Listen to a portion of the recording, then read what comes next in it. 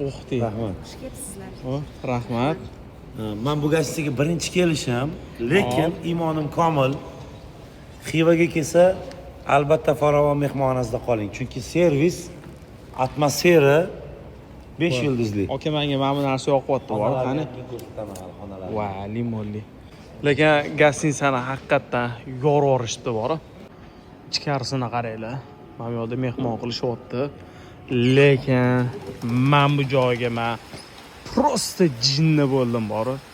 Ishoninglar, bunaqa atmosfera Dubayda ham yo'q, bor. Men fontanlarni qarasanglar-chi.